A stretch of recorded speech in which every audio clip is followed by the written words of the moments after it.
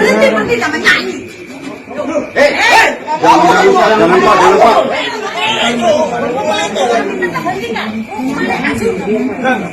Belum kering mulut ini bahas pembubaran ibadah mahasiswa Katolik di Tangsel, sudah terjadi lagi pembubaran doa di rumah di PCI Perumahan Cermi Indah Kabupaten Gresik. Jemaat lagi doa di rumah, digeruduk warga yang ngamuk minta supaya jemaat berhenti nyanyi-nyanyi. Klarifikasi pengurus RW katanya di perumahan itu dilarang ibadah di rumah. Pak RW, kenapa yang tidak boleh ibadah di rumah cuma yang Kristen aja? Kenapa yang Islam masih boleh sholat di rumah? Kalau memang dilarang ibadah di rumah, ya yang Muslim juga tidak boleh dong sholat di rumah. Kalau cuma berlaku ke warga Kristen aja, itu namanya diskriminasi sara dan fobia sama agama Kristen, Pak RW. Yang kayak gini mau protes penindasan Zionis, sementara di negeri sendiri jadi Zionis nindas ke umat Kristen. Umat Islam boleh ibadah sholat di rumah, tapi umat Kristen tidak boleh ibadah nyanyi di rumah. Ini pemahaman Zionis syariah yang harus kita lawan bersama. Selama belum ada itikat baik dari pemerintah untuk mitigasi fobia Kristen yang semakin menjadi-jadi ini, umat Kristen harus bangkit lawan pemahaman Zionis syariah yang melarang ibadah di rumah. Ibadah di rumah adalah hak yang dilindungi undang-undang.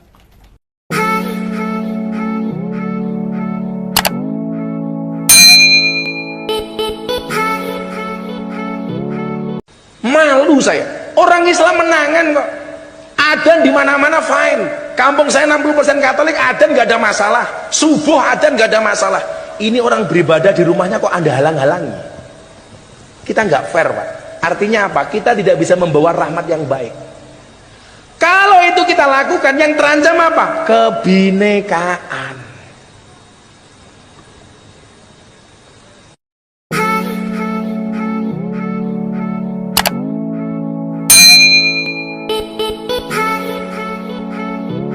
Mengenai kebebasan beribadah dan kebebasan beragama.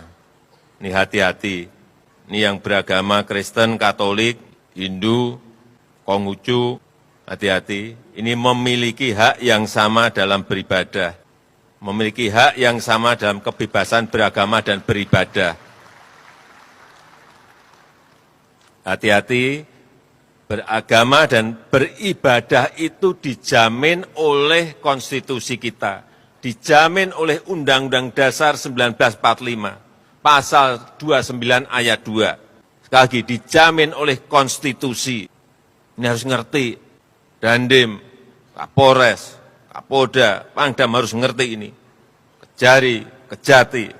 Jangan sampai yang namanya konstitusi itu kalah oleh kesepakatan. Konstitusi tidak boleh kalah dengan kesepakatan.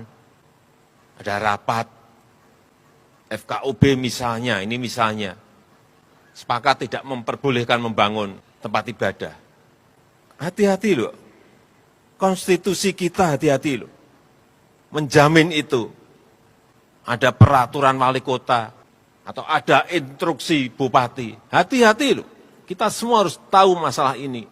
Konstitusi kita itu memberikan kebebasan beragama dan beribadah. Meskipun hanya 1, 2, 3 kota atau kabupaten, tapi hati-hati mengenai ini. Karena saya lihat masih terjadi.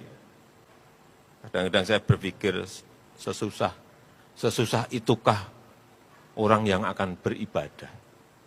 Sedih gitu kalau kita mendengar. Saya rasa itu yang ingin saya sampaikan dalam kesempatan yang baik ini.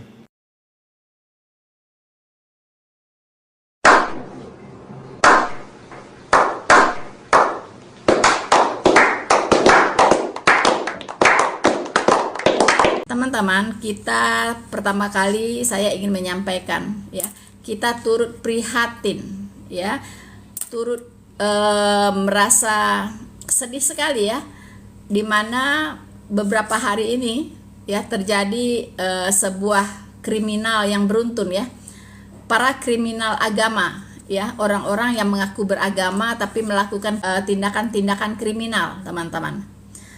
Pertama, saya sudah membahas dengan panjang lebar dan juga di live ini, yaitu tentang pembubaran dari mahasiswa Katolik ya, dari Unpam, Universitas Pamulang ya. Nah, ini yang sedang mengadakan doa rosario. Nah, ini memang untuk orang-orang Katolik ada ada waktu-waktu khusus ya. Inilah saatnya mereka melakukan yang namanya doa rosario ya. Itu bisa dilakukan di rumah, bisa dilakukan di gereja. Nah, ini terjadinya di Tangerang Selatan ya, teman-teman. Dan ini saya sudah membahas panjang lebar dan juga saya sudah upload ya di YouTube, di mana itu adalah edisi khusus menyorot kasus pengeroyokan mahasiswa ya yang terjadi di Tangerang Selatan ini. Silakan Anda masuk ke channel Noverina Solihin dan silakan Anda saksikan hampir 1 jam tayang ya. Saya mencoba untuk membuka mindset ya, menyadarkan orang-orang yang belum sadar ya betapa pentingnya hidup bertoleransi di Indonesia ya. Dan juga saya juga mengingatkan kepada mereka bahwa negara Indonesia adalah negara hukum ya. Setiap warga negara sama kedudukannya di depan hukum ya, dan setiap orang yang bertindak melakukan kejahatan harus dihukum. Tidak bisa diselesaikan dengan hanya mediasi, tidak bisa ya. Selama ini setiap ada pelanggaran ya, setiap ada pembubaran orang beribadah ya, pembubaran orang berdoa, itu ujungnya hanya mediasi. Itu tidak bisa, harus diproses secara hukum karena itu melanggar konstitusi negara, Undang-Undang Dasar 1945 pasal 29 ayat 2, bahwa setiap warga negara dijamin ya oleh negara untuk beragama, untuk beribadah sesuai dengan keyakinannya. Jadi itu adalah pelanggaran konstitusi yang sangat serius. Tidak bisa diselesaikan dengan mediasi. Jangan coba-coba diselesaikan dengan mediasi. Karena selama ini hanya diselesaikan dengan mediasi, maka tidak ada efek jerah. Ya, terjadi lagi. Nah, bayangkan teman-teman. Pada hari Minggu kejadiannya ya di Tangerang ini, dan jatuh korban. Ya, luka-luka, ada yang luka ringan, ada yang luka serius, yaitu mahasiswi dan mahasiswa dari Unpam ini ya, dan mereka dikeroyok ya oleh masyarakat ya dengan membawa senjata tajam. Ini diprakarsai atau diprovokasi oleh ketua RT-nya sendiri. Luar biasa ya. Jadi memang saya lihat, kalau saya perhatikan, ini RT ini ada apa dengan mereka gitu. Ketika terjadi di Lampung yang Iwan itu juga RT dia ya. Sepertinya RT di Indonesia ini harus diperiksa ini ya, harus diinterogasi. Ada apa dengan mereka Pak RT ini gitu ya. Kenapa mereka ya yang terjadi di mana, yang gereja GBIA ya di Balasari itu juga RT ya berperan di situ. Nah, saya jadi curiga RT ini ada apa dengan RT ini. Jangan sampai ada satu kekuatan ya yang memanfaatkan RT ini, yang mengkoordinir tindakan-tindakan intoleransi, karena polanya sama semua. Jadi ini bukan satu kebetulan, saya lihat ini sudah terstruktur karena masif ya, polanya sama, saya perhatikan begitu. Ini tidak bisa dibiarkan ya, negara harus turun tangan, ini tidak bisa dibiarkan. Jadi hari kejadiannya itu 5 Mei ya, hari Minggu malam ya, itu yang di Tangerang Selatan. Nggak lama setelah itu ya, itu terjadi lagi ya di Gresik, teman-teman, di Gresik ya, di Jawa Jawa Timur ya. Nah, itu pembubaran lagi orang yang sedang beribadah ya, itu gereja GPIB kalau tidak salah. Itu pelakunya itu cuma satu keluarga, suami istri dan 1 anak. Teriak-teriak datang ke gereja, itu orang lagi ibadah, lagi puji-pujian, disuruh berhenti orang menyanyi gitu ya, ibu-ibu dengan bapak-bapak dan 1 anak. Gila, ada apa dengan orang-orang ini gitu kan. Nah, padahal itu gereja sudah lama di situ katanya ya, sudah lama, selama ini aman-aman aja gitu. Kenapa tiba-tiba kok ada orang-orang yang begitu menggila gitu ya, saya katakan menggila gitu ya, dan tidak suka orang-orang Kristen beribadah ada apa gitu dengan mereka ini. Jadi ibu-ibu ini itu terjadi Rabu malam ya, 8 Mei. Jadi 5 Mei, kemudian 8 Mei ya, berturut-turut ini. Tempatnya berbeda ya. Satu di Tangerang, satu lagi di Gresik. Ini sepertinya ada yang mengkoordinir secara nasional, teman-teman. Saya curiga ini ya. Ini tugas dari kepolisian lah ini untuk mengusut ya. Ini bukan lagi oknum. Bukan lagi oknum. Ini sepertinya terorganisir dengan baik. Ada yang mengendalikan mereka ini. Ya. Ada yang mengendalikan mereka ini. Kapan mereka harus bergerak, kemana saja. Pasti sudah ada petanya mereka ini ya, dipetakan gitu. Ini nggak bisa dibiarkan. Negara ini akan menuju kehancuran kalau ini dibiarkan, gitu.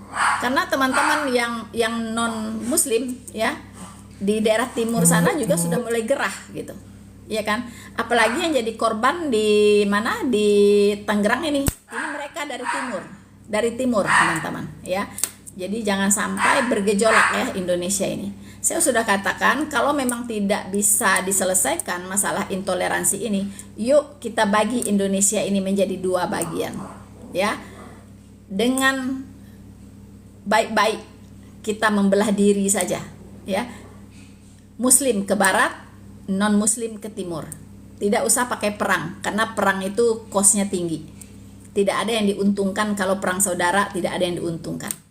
Ya, jadi supaya Indonesia tidak hancur, ya, kita masih bisa menikmati fasilitas yang ada hari ini, nggak usah perang, baik-baik aja gitu. Saya siap pindah ke timur sana, ya, saya siap pindah, tukeran rumah aja gitu. Yang Muslim di sana ke sini, saya ke rumah dia, dia ke rumah saya, no problem, gitu, ya. Diatur seperti itu. Jadi ada 2 negara nanti, negara Islam di barat, negara demokrasi. Ya, negara demokrasi di timur. Nanti kita lihat siapa yang maju, siapa yang berkembang, siapa yang bisa jadi negara maju. Kita saksikan nanti. Begitu, ya. Itu saran saya. Ya, teman-teman. Saya akan membaca komentar ya dari teman-teman semua ya. Tentu ada yang kebakaran jenggot juga pasti ada. Itu akan terlihat dengan komentar-komentarnya. Tapi no problem. Aceh.com, what are you saying, mom? Ya, Anda tahu apa yang saya bicarakan. Ya, Anda jangan pura-pura tidak tahu ya. Anda jangan pura-pura tidak tahu. Apa yang saya pikirkan silahkan dipertimbangkan. Oke. Lo aja keluar dari Indonesia. Ya, harusnya yang keluar dari Indonesia adalah orang yang tidak bisa menerima budaya Indonesia, yaitu budaya toleransi, hidup saling menghargai, karena kita adalah negara Pancasila dan negara Bhinneka Tunggal Ika. Jadi bagi Anda yang tidak bisa menghargai masyarakat atau kelompok agama lain, silahkan keluar dari Indonesia. Saya perintahkan dalam nama Yesus ya, keluar. Anda tidak layak hidup di Indonesia. Bagi semua orang yang merasa dia tidak bisa bertoleransi dengan saudara sebangsanya yang berbeda agama, ras, suku ya, silahkan hengkang dari Indonesia. Tempat Anda banyak ya, di Suriah, di Afghanistan, di Iran, Irak ya, bisa ke Palestina, bisa ke Yaman, Yudan ya. Silakan, bebas mau pilih mana ya, silakan poker Anda keluar ya. Ya, Virgo Smile, suruh bapakmu jadi presiden baru bisa bikin aturan kayak gitu. Oh, enggak perlu, bapak-bapak bangsa sudah mengatur ya. Anda tidak pernah belajar PMP ya, Anda tidak pernah belajar Pancasila, Anda tidak pernah belajar mata pelajaran GBHN mungkin ya.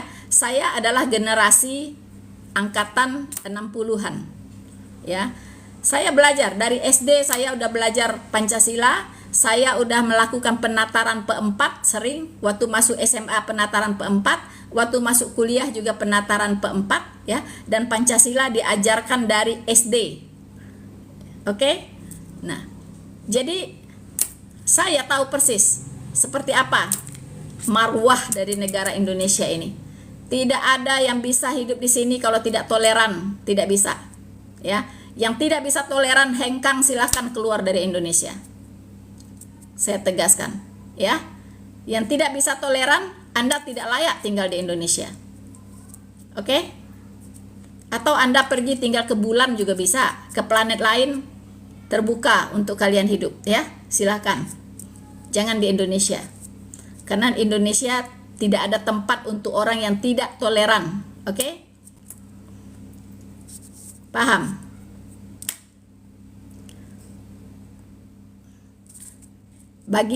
Wajangat bagi 3 bagian saja, Indonesia bagian barat, bagian timur, dan tengah. Ya, nggak cukup 2 saja, ya, cukup 2 saja, begitu. Ya, Indonesia bagian tengahnya mungkin harus dibagi 2, jadi harus sama besar kue itu dapatnya, ya, harus kue itu dibagi sama besar, gitu. Ya, karena dibagi 2 aja, Muslim dan non Muslim cukup, ya. Kristopel, kita satu aliran Rina Solihin, yaitu teologi fundamental Alkitabiah murni. Yes, amin ya, Kristopel ya, salam kenal ya. Kamu yang pindah ke Israel sana, tidak perlu ya, tidak perlu. Saya orang yang sangat toleran. Saya menghidupi ya Pancasila. Saya menghidupi Undang-Undang Dasar 1945 ya. Anda yang tidak menghidupi Pancasila, tidak menghidupi Undang-Undang Dasar 1945, dan Anda tidak bisa hidup di negara yang majemuk, ya. Anda tidak bisa hidup di negara yang Bhinneka Tunggal Ika seperti Indonesia. Anda yang harus keluar. Oke? Tidak cocok hidup di Indonesia. Iblis tidak suka dengan anak Tuhan Yesus, kakak Zarelilaya. Ya pasti, ya. Karena musuh terbesar kita adalah iblis. Musuh terbesar kita adalah iblis, yaitu kuasa-kuasa gelap di udara. Penyembah batu hitam kepanasan ya? Jawablah, ya. Silakan, siapa yang bisa jawab? Agama penjajah, agama penjajah. Pengetahuan Anda harus di-upgrade ya. Tidak ada penjajah bawa agama ke Indonesia. Ya. Paham? Anda maksud kan Belanda. Ya, Belanda nggak bawa agama loh ke Indonesia. Dia tidak bukan merupakan perang agama, bukan. Ya. Justru penjajah yang membawa agama itu dia tidak berperang, ya. Penjajah ini membawa ideologi, gitu. Dia tidak perlu berperang, tapi dia membawa ideologi agama, ya. Oke, Anda tahu yang saya maksud ya. Kalau Belanda itu murni politik, dia tidak bawa-bawa agama, karena dia bukan perang agama. Ya, dia tidak menjajah orang Indonesia semua jadi Kristen, enggak ada bawa misi itu. Orang Kristen di Indonesia itu karena banyaknya penginjil-penginjil yang datang dari Amerika, ya, dari Jerman. Bahkan ada penginjil Jerman yang di Sumatera Utara situ, ada kuburannya ya. Saya tahu persis, itu adalah penginjil dari Jerman, ya. Nggak ada hubungannya dengan Belanda. Oke. Jadi pengetahuan umum Anda harus di-upgrade. Mayoritas Islam yang menentang penjajah mayoritas Islam menentang penjajah, tetapi senangnya perang, ya kan? Senangnya kekerasan, ya kan? Apa itu? Silakan Anda terjemahkan sendiri. Coba Anda lihat negara mayoritas Muslim di Timur Tengah sana, hancur-hancuran karena apa? Karena perang, ya. Karena perang, karena memaksakan ideologi kepada orang lain. Itu akhirnya perang. Itulah perang agama namanya. Parmahan. Kalau boleh tahu, laki uni urang mah. Laki uni urang Indonesia juga, ya. Kalau uni Sumatera Barat, nah, beliau tuh Sumatera Selatan. Oke, Parmahan ya. dasar agama penjajah. Apa nih si Robi ini? Ini otaknya teman-teman muslim ini sudah dicuci ya. Jadi taunya cuma itu doang gitu. Ya, dasar agama penjajah. Jangan lupa ya. Anda perhatikan negara-negara bekas jajahan barat, baik itu Inggris yang paling hebat ya. Anda perhatikan, semua negara bekas jajahan Inggris pasti maju. Singapura, Malaysia, itu bekas jajahan Inggris. Karena apa? Karena Inggris itu mencerdaskan ya, mencerdaskan masyarakat di mana dia masuk gitu. Ya. Tapi bekas jajahan Arab Anda lihat. Ya, Anda lihatlah sendiri. Bekas jajahan Inggris maju-maju. Karena memang Inggris mencerdaskan masyarakat setempat. Belanda sebenarnya juga sama. Iya kan? Sebenarnya juga sama Belanda. Gitu.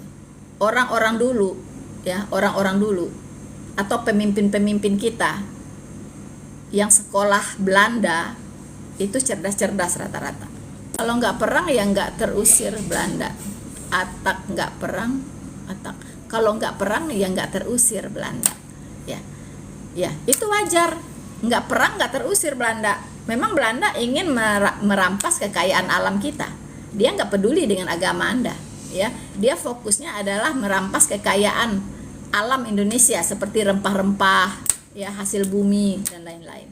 Nah, Anda jangan lupa siapa yang perang mengusir penjajah itu. Itu bukan cuma Muslim, ya. Banyak non-Muslim, pahlawan-pahlawan non-Muslim yang ikut, yang memperjuangkan kemerdekaan Indonesia. Dan Anda lihat lagu Indonesia Raya, itu siapa yang menciptakan? Itu orang Kristen, ya, orang Kristen yang menciptakan lagu Indonesia Raya, bukan Muslim. Banyak sekali pahlawan-pahlawan bangsa ini dari non-Muslim. Jangan kira cuman Muslim yang jadi pahlawan ya. Salah kaprah kalian. Ibu tahu yang menjajah Indonesia itu siapa? Ibu tahu yang menjajah Indonesia itu siapa? Sangat tahu saya. Bahkan sekarang Indonesia masih sedang terjajah. Ya, penjajahan itu ada dua. Penjajahan secara fisik, ya, penjajahan secara ekonomi. Ya kan? Kemudian ada penjajahan secara budaya. Sekarang yang terjadi, Indonesia sedang dijajah secara budaya dan secara mental. Catat itu, ya. Indonesia sekarang Anda kira tidak sedang terjajah, sedang terjajah, ya, dijajah secara budaya dan secara mental. Oke, ngerti maksud saya? Ya. Anda lihat budaya-budaya Indonesia sudah banyak yang nggak jelas lagi, ragamnya udah nggak jelas, nggak seperti dulu. Karakter orang Indonesia sudah berubah. Dia tidak lagi cinta bangsanya, tetapi cinta bangsa lain. Kenal juga kagak. Nah, kenapa? Karena dijajah secara spiritual, dijajah secara budaya, dijajah secara mental. Paham? Why? Anda itu numpang di Indonesia karena Islam baik. Numpang. Kapan saya numpang di Indonesia? Nenek moyang saya orang Indonesia. Ya, nggak ada yang numpang di sini. Anda dan saya sama statusnya. Ya, Anda tahu Indonesia dulu agamanya apa? Mayoritas di sini. Sebelum masuk Islam, sebelum masuk Kristen, sebelum masuk Katolik, ya, sebelum masuk Hindu Buddha yang pertama masuk, ya, ke Indonesia ini. Sebelumnya apa? Animisme, percaya ke pohon, percaya ke gunung, percaya ke batu. Itu nenek moyang Indonesia. Kok bisa ada Islam? Ya, dibawa oleh pedagang-pedagang dari Gujarat. Jadi Islam juga pendatang. Jangan Anda kira Islam lahir di tanah Indonesia ya. Salah kaprah Anda. Sama, Islam itu statusnya sama dengan Kristen, sama dengan Katolik. Ya. Sama. Pendatang semua itu. Oke? Belajarlah sejarah yang benar. Ya, supaya apa? Supaya tidak seperti kodok di dalam tempurung. Thinking out of the box. Berpikirlah di luar kotak Anda. Supaya bisa kelihatan lebih cerdas. Oke. Mukuan Ha, thank you so much. Jadi Anda bilang saya numpang di Indonesia, nggak berdasar sama sekali, ya. Saya asli dari Minangkabau, ya. Nenek moyang saya orang Minangkabau, ya kan? Saya pernah di desa saya waktu masih saya SMP menemukan banyak arca-arca di situ, ya. Di desa saya banyak arca-arca, berarti saya kemungkinan ada keturunan dari, kalau nggak, ya dari India mungkin, ya, karena banyak arca-arca itu dari Hindu-Buddha, ya. Bisa jadi saya ada darah Indianya. Memang kalau di desa saya banyak orang yang seperti India gitu. Nah, saya kira seperti itu, ya. Jadi catat tadi, ya. Anda tidak bisa jumawa karena Anda muslim di sini, ya.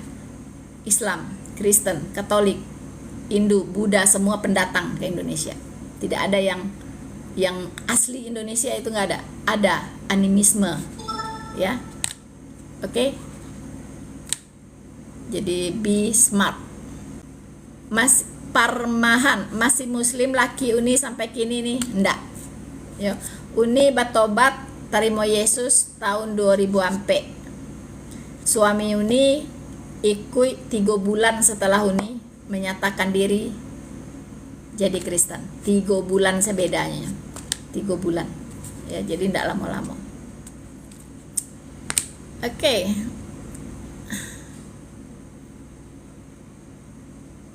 Kalau sekali booking berapa, Bu? Booking apa itu? Oh, emangnya saya bidadari. Saya bukan bidadari sorga, ya, nggak bisa di booking. Oke? Betul, Bu. Kebayaku hilang dirubah seragam boker. Ya, itu penjajahan secara budaya, ya.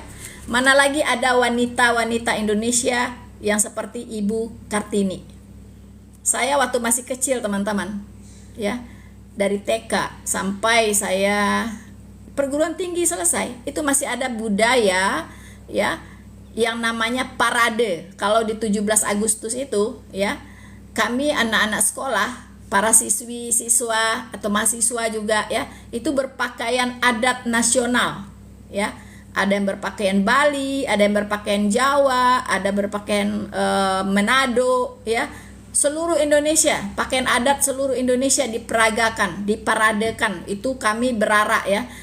Di sepanjang jalan protokol itu berkilo-kilo itu jalan gitu, seru teman-teman. Itu memperingati kemerdekaan Republik Indonesia. Anak-anak sekarang sudah tidak ngalamin yang kayak gitu karena udah budayanya berubah gitu, ya.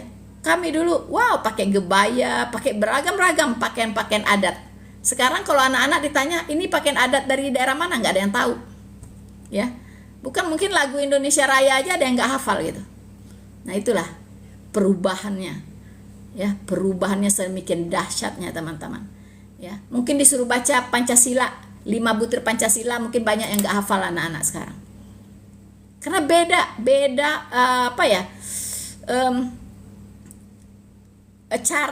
cara mendidik siswa-siswi, ya, metode didikannya itu beda banget sekarang gitu.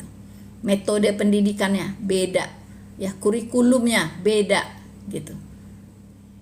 Itu nggak ada lagi yang kayak dulu. Makanya jangan heran jiwa nasionalisme dari generasi muda, generasi 20 tahun ke sini, ya, dari anak-anak bangsa itu semakin menipis. Jiwa nasionalismenya sangat tipis, ya. Jadi jangan heran kalau dia menganiaya, ya, saudara sebangsanya sendiri, dia nggak merasa bersalah, tapi dia rela berkorban untuk bangsa lain, ya, bukan bangsanya sendiri. Kalau tersinggung, ya, kalau disinggung langsung dia naik pitam begitu. Coba bangsanya sendiri dianiaya, ya, diperlakukan tidak adil oleh dia, ya, tidak segan-segan ditikam dengan senjata tajam, padahal saudara sebangsanya itu cuman berdoa saja, tidak bikin huru-hara, ya kan?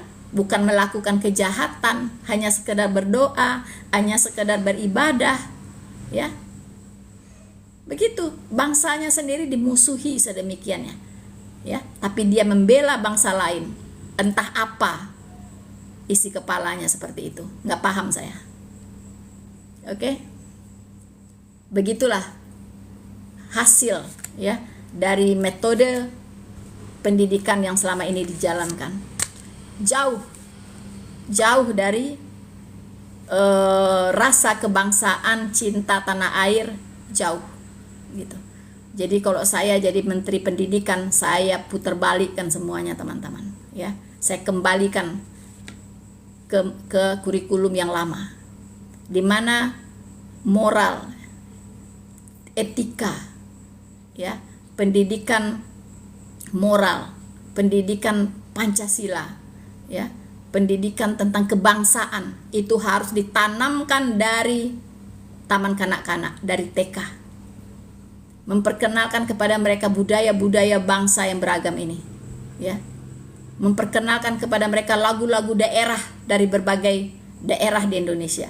Saya masih bisa lagu-lagu daerah lain gitu, karena saya dulu dari TK sampai SMA itu kami sering menyanyikan lagu-lagu daerah lain, ya. Makanya ada itu ya, cinta persaudaraan tumbuh di situ, begitu.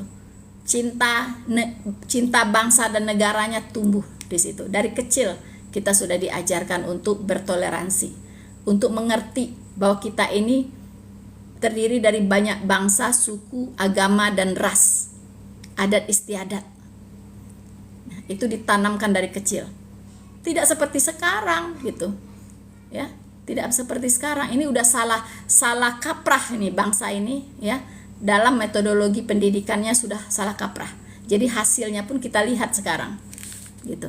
Seperti apa? Ya. Dia tidak cinta bangsanya lagi, ya. Dia tidak peduli dengan bangsa setanah air dan sebangsanya, tidak peduli dia. Dia paling jauh-jauh cuman cinta kelompoknya saja gitu. Kalau sudah di luar dari kelompoknya itu musuh yang harus dibasmi, walaupun itu saudara sebangsanya. Nah, ini kan gila. Sudah menggila negara ini, menggila. Ya. Gitu. Why? Nggak malu ya? Anda yang harus malu ya. Why ya? Penyembah Saulus, ya. Anda itu penyembah Saulus, penyembah penganiaya jemaat, ya. Yudas tidak ada urusan dengan orang Kristen. Yudas sudah mati gantung diri. Yudas itu Anda lah itu, ya kan, mengkhianati Tuhan, membenci Tuhan, ya Anda lah itu, ya. 1 jari ke orang, 4 jari menunjuk diri Anda sendiri. Secret, thank you. Yang intinya tidak yang ada sampai ke Bapak, ya Pasar Ibu, amin, ya. Oke, perang Padri dipimpin Imam Bonjol bukan memerangi Belanda tapi membunuh orang-orang Batak di pasar masuk Islam. Yes, begitulah sejarahnya, ya. Aduh, ini banyak yang buta sejarah ini, ya. Olim-olim nih harus banyak baca buku sejarah ya. Banyak yang buta sejarah gitu. Jadi asbun, ya, ngomong seperti nguap aja gitu. Sandra penyembah mayat mana? Tuhan Yesus sudah bangkit, ya. Yang Anda sembah yang masih mayat. Maling teriak maling, ya. Virgo smile, thank you so much. Kerupuk ayam, debat dengan Bang Zuma, nggak penting. Debat dengan orang yang nggak ngerti keyakinan saya, oke? Makanya upaya menteri tertentu untuk wisata halal harus ditolak mentah-mentah karena topeng untuk pengislaman. Ya, ini yang saya selalu menjadi pengamatan saya juga ya teman-teman ya. Karena orang-orang radikal ini ya, ini sudah masuk ke semua lini pemerintahan di Indonesia ini. Di semua lini. Ya. Anda kira di Kementerian Agama tidak ada mereka? Ada. Anda kira di Kementerian Pendidikan tidak ada mereka? Ada. Anda dikira di DPRD, di DPR, di MPR sana tidak ada mereka? Ada. Karena ini sudah menggurita orang-orang radikal ini, ya, yang jiwa nasionalisnya sudah terkikis, ya. Ini mereka sudah menggurita, begitu. Ini perlu betul-betul ya, generasi muda ini harus cerdas, jangan ikut ditolol-tololin, gitu kan. Negara ini hancur, itu Anda yang akan mengalami, merasakan akibatnya nanti. Kalau negara ini seperti Suriah, ya, itu Anda dan anak cucu Anda yang akan merasakan, begitu. Ingat nggak itu? Anda mau hidup seperti di negara Suriah sana hancur-hancuran? Anda kira mereka yang menerapkan negara khilafah di Indonesia ini akan mendapat dukungan dari semua penduduk Indonesia? Tidak, pasti akan terjadi perang. Ya, banyak yang tidak mau menjadikan Indonesia ini negara khilafah. Banyak yang tidak mau. Mereka yang masih punya pikiran cerdas, pikiran jernih, ya, itu menolak negara khilafah. Pahami itu, pasti akan perang, saudara. Makanya saya bilang, ya, kalau memang pemerintah, ya, karena sudah terbelenggu oleh jejaring yang tadi, ya, sudah tidak bisa lagi memutuskan sesuatu hal yang terbaik untuk Indonesia ini, ya. Karena yang memutuskan itu juga yang kita harap mereka membuat keputusan untuk Indonesia yang seadil-adilnya gitu, untuk Indonesia yang lebih baik. Itu kadang yang bercokol di pengambil keputusan itu ada mereka juga gitu. Itu yang susahnya, teman-teman. Ya, itu yang susahnya. Nah, seperti tadi ada salah satu siapa tuh, Asep itu ya, yang dari Kemenak itu, ya kan? Dia menanggapi tentang pengeroyokan mahasiswa di Unpam ini, ya, di Tangerang ini. Dia dari Kemenak loh, teman-teman, ya. Dia malah menyalahkan mahasiswa-mahasiswa ini gitu. Ya, katanya harus ada harus mempertimbangkan lingkungan segala macam. Saya sudah bisa baca dia dari pihak mana gitu. Ya. Orang yang sudah jadi korban itu masih mau bisa-bisanya dia hati gitu. Sangat kasihan gitu, ya, dari Kemenak. Bukannya memberikan statement yang bisa meredakan situasi. Teman-teman, Anda para generasi muda, saya ingatkan, ya, Indonesia ini nasibnya seperti apa ada di tangan Anda, ya. Anda mau hancurkan Indonesia atau Anda mau selamatkan Indonesia, itu keputusannya di tangan Anda. Dan ingat, tahun 2030 itu adalah masa dari bonus demografi, ya.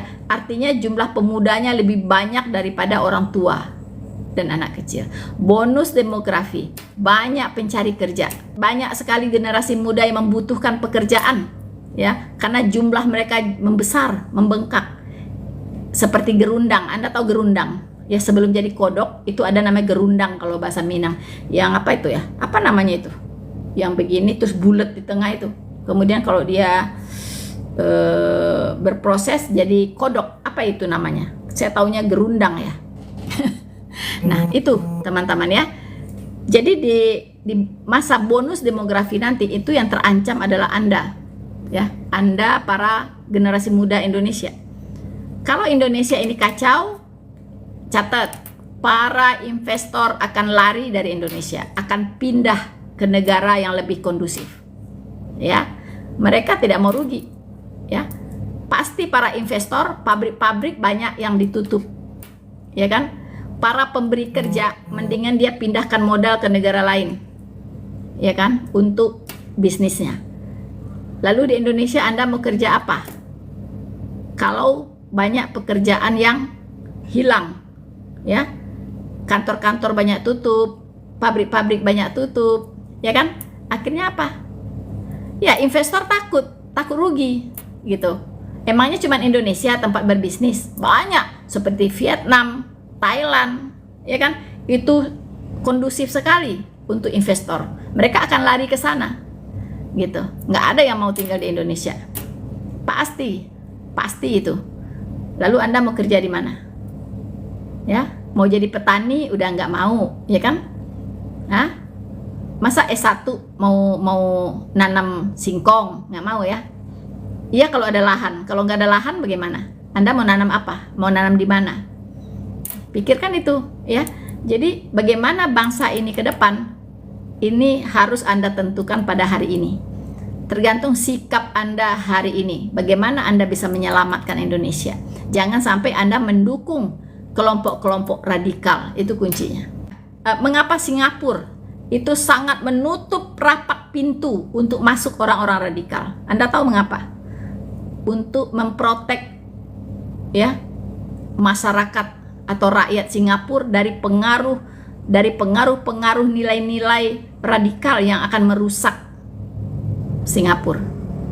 Ya, makanya Abdul Somad waktu itu dilarang masuk Singapura karena Singapura sudah mempelajari siapa dia, ya. Dan Singapura tidak mau dicemari ya oleh kelompok-kelompok radikal. Oke? Atak yang radikal itu KKB, Bu.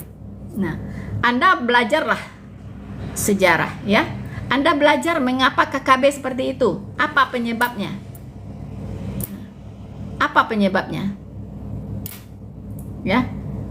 Kalau saya, menurut analisa saya, itu semacam bentuk protes. Karena memang ya Indonesia Timur itu dianaktirikan dalam hal pembangunan dari dulu. Hanya di dalam pemerintahan Pak Jokowi ya mereka diperhatikan gitu. Tapi dulu-dulu enggak. Kekayaan alam mereka dieksploitasi sedemikian rupa, tapi mereka rakyatnya tetap miskin. Ya kan? Jadi Anda harus belajar penyebabnya apa. Kalau penyebabnya diatasin, pasti KKB juga nggak ada. Gitu, ya. Atasi saja penyebabnya.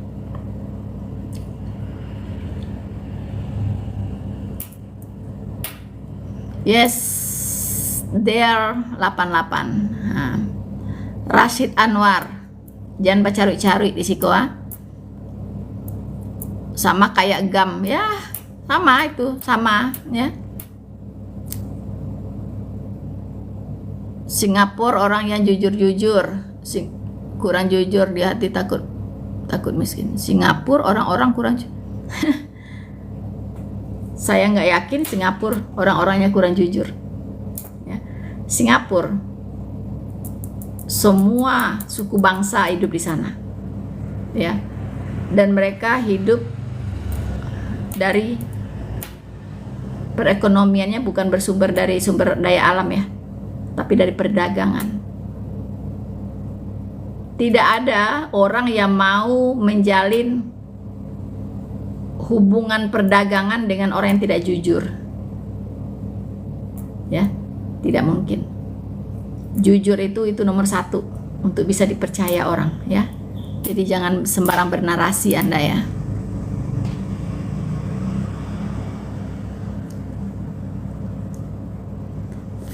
Yes, Virgo smile. Kita bicara fakta ya. Kita bicara fakta. Kita tidak bicara hoax. Mungkin bagi mereka yang tidak siap untuk menerima kenyataan bisa jadi ya tidak suka ketika fakta kita angkat. Ya. Orang baru bisa berubah kalau dia menyadari kekurangannya. Kalau orang tidak menyadari kekurangannya, dia tidak bisa mengintrospeksi diri kemudian merubah dirinya menjadi lebih baik. Jadi bangsa Indonesia harus introspeksi diri. Jangan malu berbicara kekurangan kita gitu. Memang kita kurangnya di situ gitu. Memang begitulah kenyataannya. Nah, itu yang harus kita rubah. Paham? Ya. Seorang dokter bisa menyembuhkan Anda kalau Anda bicara tentang penyakit Anda. Apa yang Anda rasakan, apa gejala-gejala yang Anda rasakan, baru dokter itu bisa membuatkan resep sesuai dengan penyakit Anda. Tapi kalau penyakit ditutup-tutupin ya, itu nggak bisa. Anda dokter juga bingung, Anda ini sakit apa sih gitu, ya kan? Ngomongnya nggak jelas gitu. Yang terasa apa, gejalanya bagaimana, gitu, nggak jelas, nggak bisa. Kalau kita mau sembuh, karena Indonesia ini memang sedang sakit, ya, sedang sakit teman-teman. Harus diakui, kita tidak sedang baik-baik saja, ya. Kita sedang sakit. Kalau kita sedang baik-baik saja, tidak akan ada pembubaran orang sedang berdoa, ya. Tidak akan ada pembubaran orang sedang beribadah. Sekarang Indonesia sedang disorot oleh satu badan di Amerika, ya, yang bergerak di bidang hak asasi manusia dan toleransi beragama. Sekarang mata mereka sedang tertuju kepada Indonesia, jangan salah. Ya. Makanya banyak yang berkata kalau di luar negeri malu mengakui kita dari Indonesia. Malu. Karena dua ciri khas Indonesia, korupsi dan intoleransi. Itu yang terkenal di luar sana. Korupsi dan intoleransi itu. Catat kalau Anda ya tidak tahu, sekarang harus tahu. Kalau Anda katakan Anda dari Indonesia, pikiran orang cuma dua hal. Satu korupsi, yang kedua intoleransi. Paham? Jadi janganlah, ya. Jangan merasa Indonesia tidak ada apa-apa. Anda jangan merasa perbuatan intoleransi itu hal yang biasa. Itu adalah pelanggaran hak asasi manusia yang paling serius. Karena kebebasan beragama, kebebasan beribadah itu adalah hak yang diterima oleh setiap manusia dari Tuhannya. Tuhannya memerintahkan umatnya untuk beribadah, lalu ada manusia yang melarang mereka beribadah. Ya, Anda tahu siapa yang tidak suka orang beribadah? Iblis. Iblis tidak suka orang beribadah. Oke? Iblis tidak suka orang menyembah Tuhan yang benar. Begitu. Jadi Anda tahu siapa yang tidak suka orang Kristen beribadah, Anda sudah tahu Anda ada di pihak mana. Di pihak iblis atau di pihak Tuhan. So simple.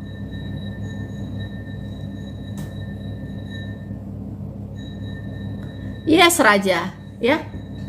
Itu nggak bisa maju-maju Indonesia ini. Karena korupsi saja kerjanya, coba. Korupsinya bukan sendiri-sendiri, korupsi berjamaah. Itu parahnya. Makanya sampai triliunan. Terakhir 270 triliun. Itu yang tertangkap belum pemeran utamanya itu. Ya, itu mungkin masih dayang-dayangnya itu ya. Ya kan? Yang otaknya mungkin belum ditangkap itu. Teman-teman. Dari dulu saya ke Jerman itu usia 22 tahun ya. Waktu saya dapat beasiswa ke Jerman. Masih ladies ya. Waktu saya ditanya, where are you from? Atau bahasa Jermannya, woher kommst du? Woher kommst du? Saya bilang, ich komme aus Indonesia. What? Indonesian? Corruption? Corruption? Malu teman-teman. Malu. Ya. Ketika saya katakan saya dari Indonesia, langsung otaknya corruption. Sampai detik ini negara saya masih dicap orang sebagai negara sarang koruptor, teman-teman. Ya, waktu itu belum ada intoleran ya, masih corruption. Tapi hari ini jadi tambah lagi, yaitu intoleran. Semakin mantap Indonesia. Ya, gitu. Saya mengajak Anda saudara-saudara sebangsa dan setanah air, yuk kita berubah. Ya. Kalau bukan di tangan kita, nasib negara ini ditentukan, lalu di tangan siapa lagi? Ya. Kalau bukan kita-kita yang merubah bangsa ini menjadi lebih baik, lalu siapa lagi, saya tanya? Siapa lagi? Gitu. Minimal Anda yang ada di room ini. Ya. Yuk. Kita sama-sama berbuat yang terbaik untuk bangsa ini. Mari kita taati konstitusi negara. Mari kita hidup ya dengan penuh rasa persaudaraan, saling menghargai, saling mengasihi, walaupun berbeda. Ya, tidak apa-apa. Soal agama itu urusan masing-masing dengan Tuhan. Ya, lakum dinukum waliyadin. Kan gitu. Orang ke surga itu tidak bisa boncengan. Nggak bisa boncengan. Ya. Jadi nggak usah urus soal agama orang gitu.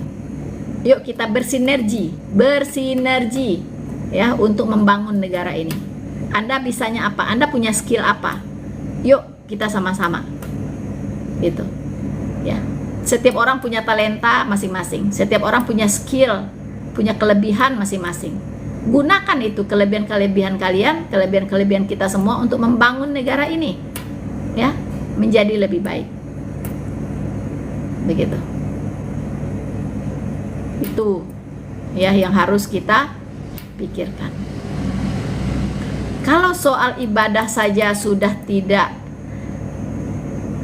sudah bermasalah, lalu hal apa lagi yang bisa diharapkan dari negara ini, teman-teman? Ya. Masalah ibadah saja ya, itu tidak bisa leluasa di sini. Apalagi yang diharapkan dari negara ini? Tidak ada. Begitu. Kecuali diskotik ya, tempat mabok-mabokan, lokalisasi atau tempat-tempat pelacuran ya, bolehlah Anda geruduk karena itu melanggar susila, ya kan? Tapi kalau orang ibadah, orang berdoa digeruduk, apa nggak salah itu? Apa nggak salah? Ya. Mereka hanya berdoa kepada Tuhannya. Mau di rumah, mau di gereja, terserah gitu. Oh, di rumah nggak boleh. Kenapa nggak boleh? Bukankah saudara-saudara muslim semua juga beribadah di rumah? Kalau nggak boleh, semua nggak boleh gitu. Anda sholat juga harus ke masjid, ya kan? Nggak boleh ada musola di rumah, nggak boleh ada tempat sholat di rumah, nggak boleh. Perlakukanlah untuk semua umat beragama. Ayo kita jalanin gitu ya. Hanya sekedar berdoa saja harus ke gereja, ya berarti hanya sekedar sholat sunnah pun harus ke masjid gitu. Iya kan, nggak boleh di rumah. Bebaskan rumah dari segala macam kegiatan keagamaan. Buat itu undang-undang peraturannya dan berlakukan untuk seluruh rakyat Indonesia. Itu baru fair.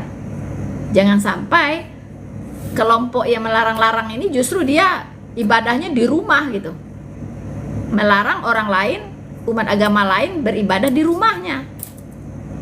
Kan nggak fair gitu. Ayo sama-sama kita tidak di rumah beribadah. Apapun agamamu, pergilah ke sana, ke rumah ibadatmu. Ya kan? Boleh-boleh saja jika diterapkan secara adil. Gitu. Harus ada unsur keadilan di situ. Kan si Pak RT itu bilang, ya, RT yang di Tangerang ini, berdoa ke gereja sana gitu. Disuruh anak-anak mahasiswa ini kalau berdoa ke gereja saja gitu, nggak boleh di rumah itu. Ya, kalau saya tanya Pak RT itu, lalu Anda sholat di mana Pak RT? Anda nggak sholat di rumah? Itulah ya, mereka tidak tahu apa yang mereka perbuat, teman-teman. Ya. Kita harus bawa dalam doa ya. Kondisi bangsa ini sudah tidak baik-baik saja. Au Eden Amistoder, info besok demo di Monas bagi-bagi nasi bungkus. Nah, bolehlah ke sana ya kalau mau makan gratis. Andi Lau, Uni Noverina keep on fire ya, tetap memberitakan kebenaran ajaran Yesus Kristus yang benar. God bless you. Yes, thank you. Harus ya. Juragan Batu, hanya cita-cita Kristen Yesus menjadi Tuhan. Bagaimana Yesus menurut Yesus? Kristen tahu bahwa Yesus adalah Tuhan, itu dari Yesus sendiri. Anda ini bagaimana? Anda belajar di mana sih? Dari pengalap. Ya. Yesus Kristus berkata, "Aku datang dari atas, bukan dari dunia ini." Ya, kerajaanku bukan di dunia ini. Ya, kerajaannya adalah kerajaan sorga. Aku datang dari atas, kamu datang dari bawah. Aku adalah roti hidup yang turun dari sorga. Engkau menyebut aku guru dan Tuhan, perkataanmu itu tepat. Memang akulah guru dan Tuhan. Aku akan menghakimi seluruh umat manusia sesuai dengan perbuatannya. Dia adalah hakim yang adil. Tidak ada hakim yang adil kecuali Tuhan, kecuali Allah. Ya. Paham? Banyak sekali. Akulah Alfa dan Omega, yang awal dan yang akhir, yang terdahulu dan yang terkemudian, yang maha kuasa. Dia yang maha kuasa. Siapa yang maha kuasa kalau bukan Tuhan? Banyak sekali di Alkitab Tuhan Yesus menyatakan dirinya. Siapa dia? Ya, dia adalah Tuhan. Sebelum Abraham jadi, aku telah ada. Aku telah ada sebelum Abraham jadi. Siapa dia?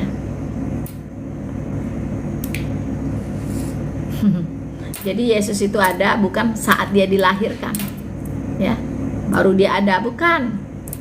Dia sudah ada sebelum dunia ini dijadikan. Dia adalah yang awal, yaitu permulaan dari segala sesuatu. Dia adalah yang akhir, ya. Setelah dia tidak ada lagi Tuhan yang lain. Dialah juru selamat. Tidak ada juru selamat selain dia. Oke? Jadi tidak ada, bukan cita-cita Kristen Yesus menjadi Tuhan. Itu apa itu? Yesus adalah Tuhan dari semulanya. Ya, Anda mau percaya atau tidak, dia tetap Tuhan. Ya, dia Tuhan tidak tergantung kepada Anda. Ya, tidak tergantung kepada umat manusia mau percaya atau tidak, dia tetap Tuhan. Dia tetap Allah Sang Pencipta. Ya, dia tidak bergantung kepada ciptaannya. Dia tidak pernah memaksa orang untuk percaya kepadanya. Kalau tidak percaya dipenggal, tidak ada. Ya, tidak ada. Dia memberikan manusia itu kehendak bebas. Anda boleh percaya, boleh tidak. Tapi untuk pilihan Anda sudah ada konsekuensinya. Itu saja, ya. Siapa yang percaya kepadaku tidak akan binasa, melainkan beroleh hidup yang kekal. Begitu. Siapa yang tidak percaya akan dihukum. Jelas. Silakan dipilih. Anda mau percaya bahwa dia Tuhan atau tidak? Itu. Keputusan ada di tangan Anda.